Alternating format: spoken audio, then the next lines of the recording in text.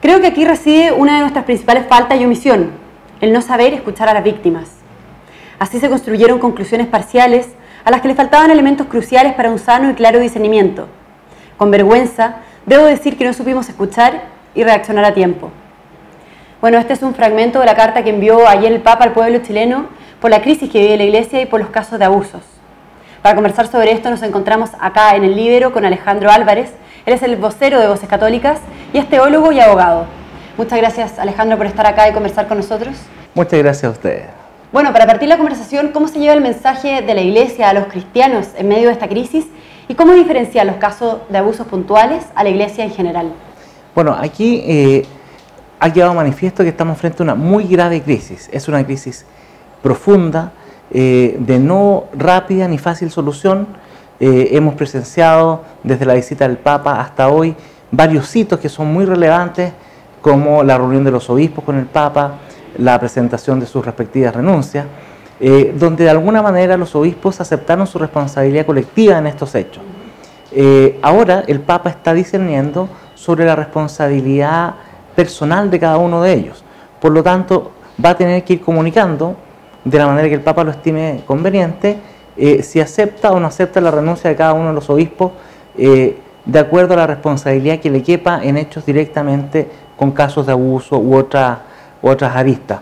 Y en ese contexto se inscribe la visita de Monseñor Chicluna y Monseñor Bertumeu, que vienen a Chile precisamente y a la localidad de Osorno para empezar, en mi opinión, a comunicar las decisiones que el Papa ya habría tomado. ¿Y cómo lo hacen los laicos ante esta crisis? ¿Y se le ha hecho difícil a ustedes como Voces Católicas llevar el mensaje a ellos para quizás entender la crisis? ¿Qué viene hacia el futuro? Bueno, esta crisis sí tiene una característica específica, es que es un cambio de paradigma. Hasta antes de la crisis, el problema que teníamos como Iglesia era que no veíamos el problema. El Papa nos ha invitado a ver y escuchar el problema. Y aquí relevancia crucial tienen las víctimas, que son a quienes tenemos que escuchar, tenemos que atender y no podemos hacer como que aquí no ha pasado nada. Aquí ha pasado cosas muy graves y muchas se están sabiendo ahora, muchas se van a seguir sabiendo y en definitiva es una crisis de largo aliento. Hay medidas a corto, mediano y largo plazo. Yo diría que estamos recién en el comienzo y para los laicos es muy difícil, tenemos mucha vergüenza. Jamás me habría imaginado que la Iglesia chilena, tan prestigiada en otras épocas, iba a estar en esta situación tan triste. Y la verdad es que somos todos de alguna manera los que estamos involucrados en esta crisis y por lo tanto tenemos que, tal como dice el Papa, dar el paso hacia una fe madura, salir del clericalismo y que los laicos seamos capaces de decirle a un obispo, ¿sabe? No estoy de acuerdo, ¿ah? o monseñor, se equivoca, ¿ah? Cosa que antes era muy difícil que ocurriera. Y también a los obispos les costaba que un laico les dijera, ¿sabe? Que no está equivocado. Ese cambio de paradigma tiene que ver con que hoy día tienen que estar las personas por sobre la institución. No puede ser que las víctimas no sean escuchadas, no sean atendidas. Y ese me parece que es el eje fundamental. En ese sentido, Voces Católicas o la Iglesia en general, ¿usted cree que hace una especie de mea culpa? Hoy se están destapando muchos casos de encubrimiento de abusos. ¿Cree que se debió haber transparentado antes y haberlo dicho públicamente? Bueno, este es un proceso largo, doloroso, y a mí me pasó, yo creo que a muchas otras personas también les pasó, que nos costó creerle a las víctimas al principio.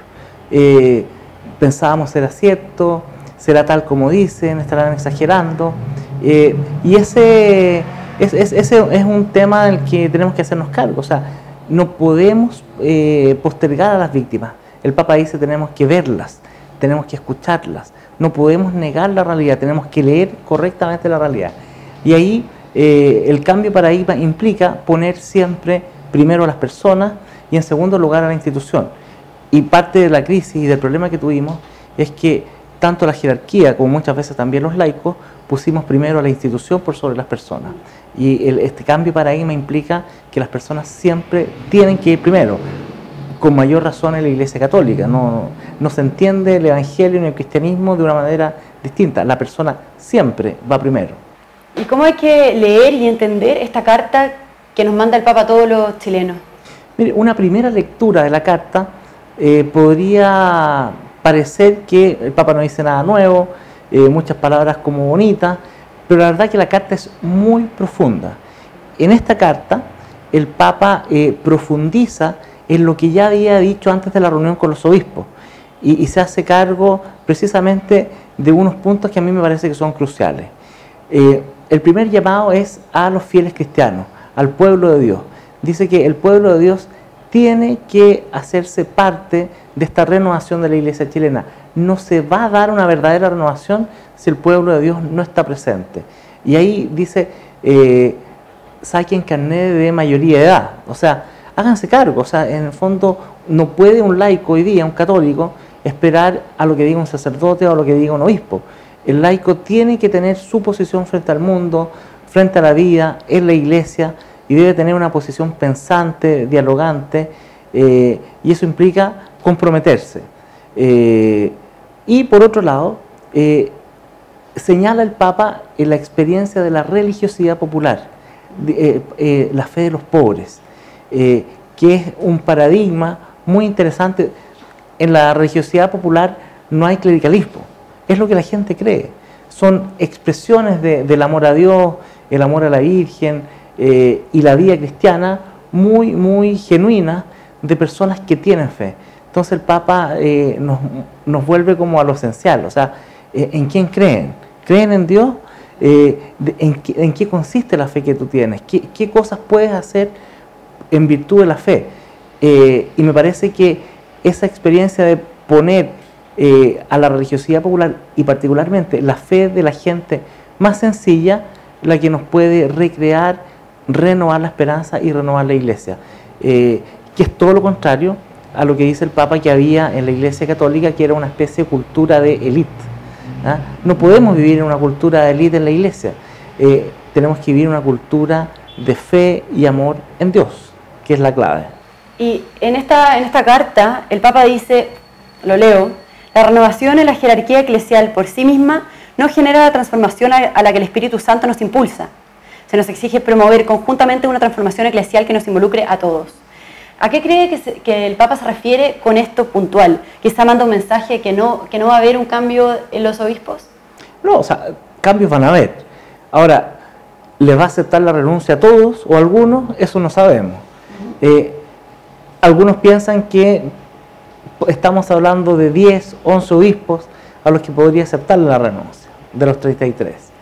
Entonces, pero el Papa dice, ¿sabes qué? Es irrelevante el cambio o no cambio del obispo.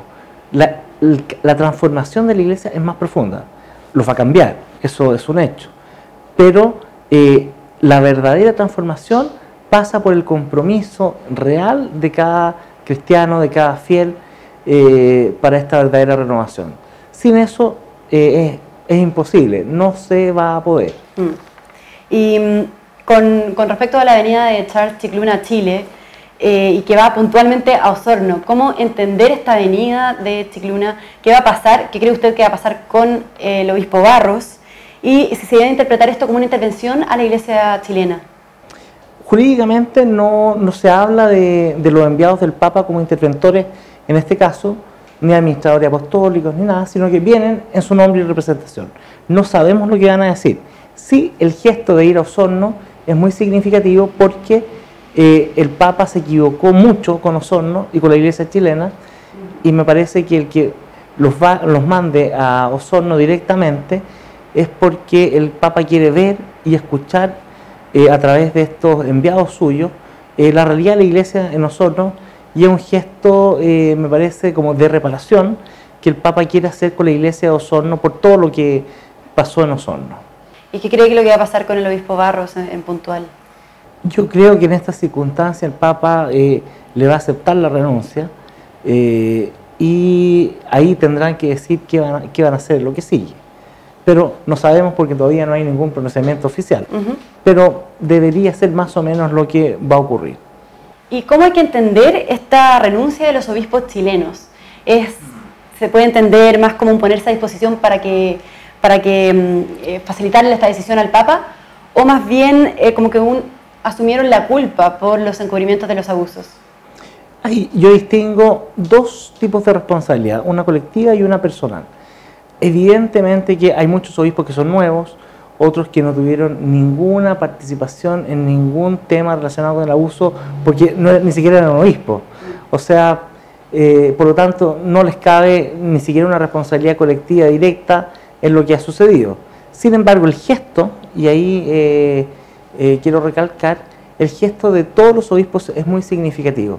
Me queda cojo el gesto que no ha hecho el cardenal Errázuriz. Evidentemente no puede renunciar porque no tiene ningún cargo pastoral, pero sí está al debe con las víctimas y con todos los católicos de un gesto a la altura de todos los obispos. Obispos que no tienen ninguna culpa renunciaron.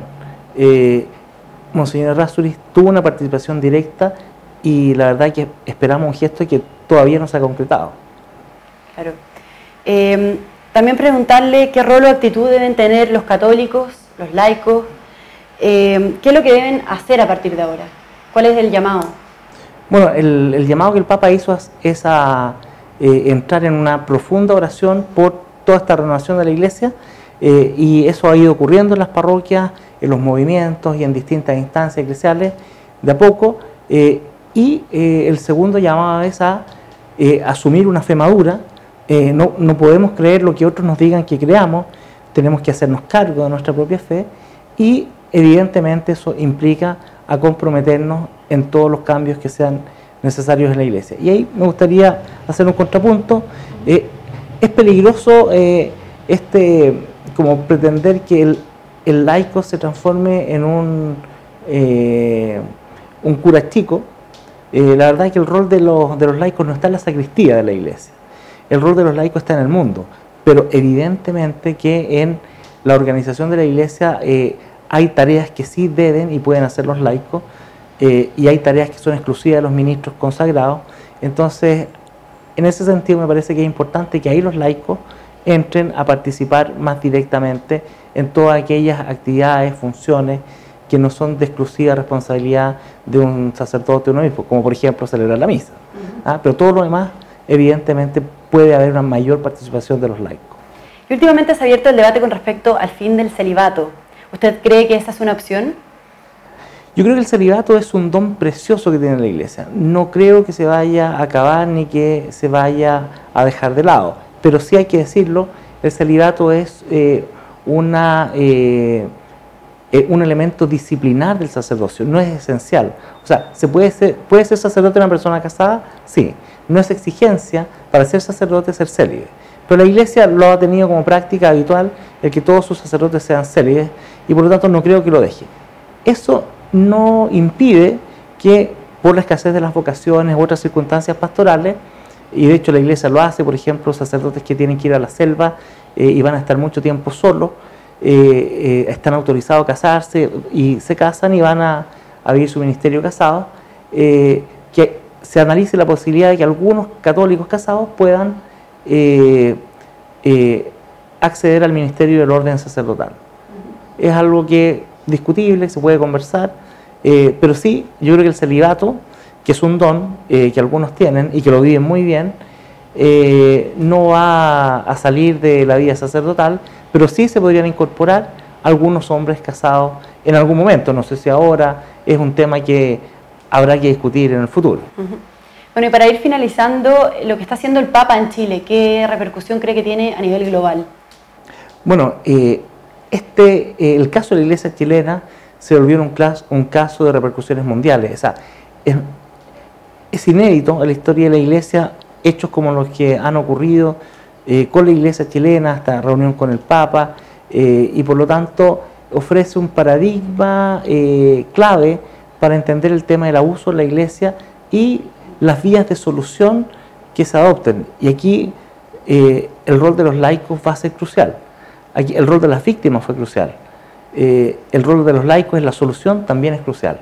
Y por eso nadie puede arrastrarse, al contrario, necesitamos que todos colaboren en proponer aquellas vías de solución. Hay varias ideas que andan dando vuelta, particularmente para evitar el abuso, en que los laicos están tomando una actitud muy comprometida, y la verdad que da gusto ese influjo que el Espíritu Santo está soplando en la Iglesia, a pesar de la dolorosa y tremenda crisis que nos ha tocado vivir.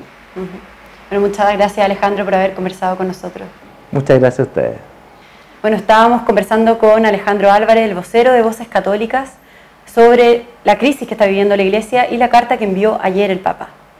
Recuerden comentar esta entrevista y seguirnos a través de las redes sociales. Muchas gracias.